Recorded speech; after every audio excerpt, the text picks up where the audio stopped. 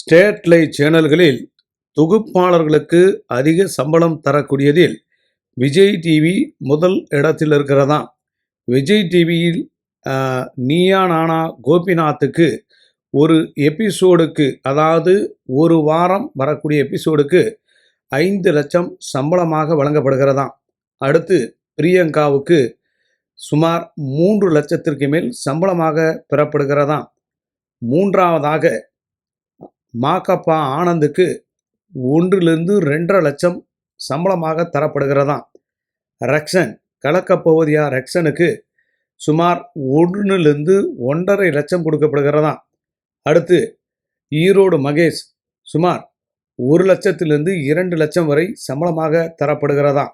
இவர்கள் இதில் சம்பாதித்தது மட்டுமல்லாமல் வெளியில் சிறப்பு விருந்தினராக கலந்து கொண்டால் பல லட்சங்கள் பெறப்படுவதாக சொல்லப்படுகிறது.